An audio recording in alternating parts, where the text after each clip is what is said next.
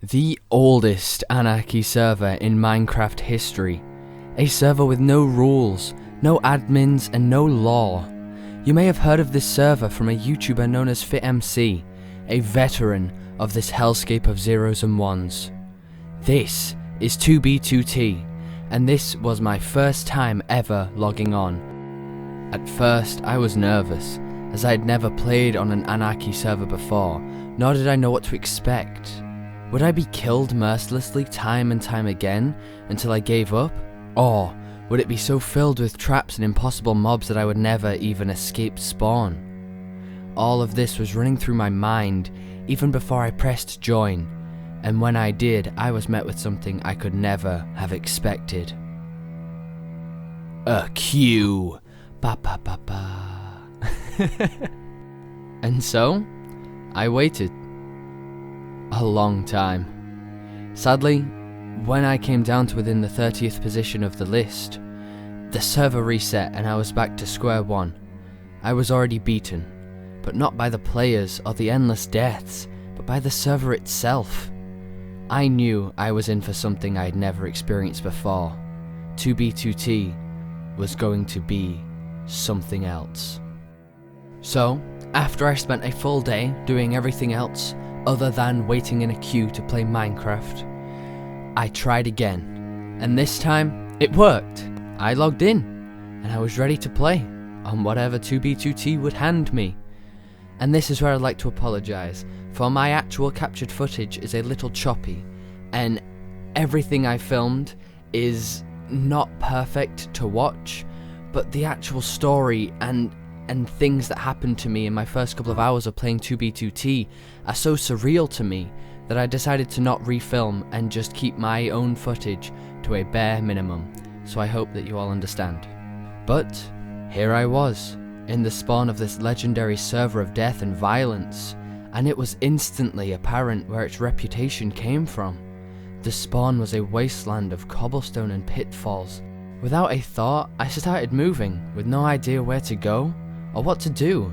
All I knew was that I wanted to see what 2b2t had to offer and what it was really, truly about. And after walking around for some time, I came upon a nether portal, and this is where a bad habit of mine showed itself. Curiosity. I'm naturally curious, and when I think of something, I may even act impulsive, to which I did, and stepped into the portal, wondering what was on the other side. What would it hold? And as soon as I entered, I was quick to leave. It showed me something I could not have even thought of. The nether had been transformed into just scattered pillars and portals as far as the eye could see, with small bridges interlocking, and if you looked down, a seemingly bottomless pit into lava and death. And when I came back through, I was somewhere else. And the same feeling of being lost came over me, and the almost endless task of walking began again. Quite a while into this endless walk of 2b2t's landscape and pitfalls, the voice of curiosity came over my mind once more, as I saw a drop into water. What would be down there? A way out? More maze? Or maybe even instant death? I knew I had to jump and find out. And I hit the water. Still alive. And yet I was somewhat let down. For all I did was jump into a lower level of this stone maze. But in truth, little did I know, like the layers of hell, the deeper you go, the crazier it gets. And it did get crazier. Not only were there withers down in the pit, which made me nervous as I was lagging and they were invisible, and that in my many years of playing Minecraft I had never legitimately summoned or defeated a wither, but there was another player down here with me, which made me more nervous. So nervous in fact that at the sight of him, I started running, and after seeing this player seemingly 1v1 a wither with somewhat ease. I knew I was going to die soon, and my first death on this server would be because my curiosity damned me to an early grave. As I ran from my impending doom, the strangest thing happened, and in my last moments of my first life on 2b2t, this player, who followed me after attacking the Wither, Ruminator, stopped, and he even protected me from the other Withers, placing blocks to make sure I couldn't get hurt, and even give me gifts before leaving.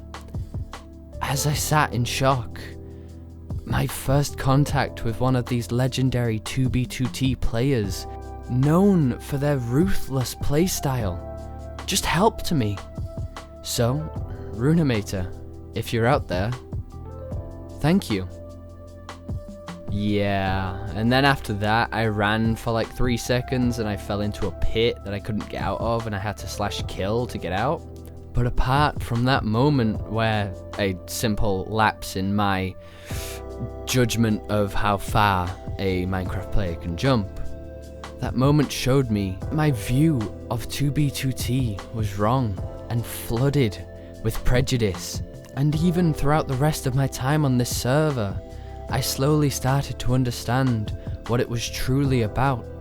After getting out of the cobblestone prison and seeing unimaginably huge player-made structures, and the odd and jaw-dropping landscape of 2b2t with history written onto every single block, this server showed me that it wasn't about aggressive players attacking one another and fighting and bullying each other for fun. 2b2t is a place of free self-expression where someone can build something and have it be destroyed days later, but feel proud that they built and left a mark on 2b2t's history. A place where all people were treated equally, maybe not the best way, but treated equally, and people are free to show their true selves without people looking down upon them. Someone could go in and grief and destroy, but they wouldn't be shamed. They would be shown who they truly are, and they can enjoy it freely. Now I see 2b2t is a massive online canvas that everyone has access to, and that even if you build the most amazing thing, someone will take it down. A canvas of ever-changing history and beauty. There's a certain beauty in destruction. Hitting rock bottom sometimes feels like the only way to get your shit together. And I think personally, that quote perfectly sums up 2b2t. So, 2b2t, thank you.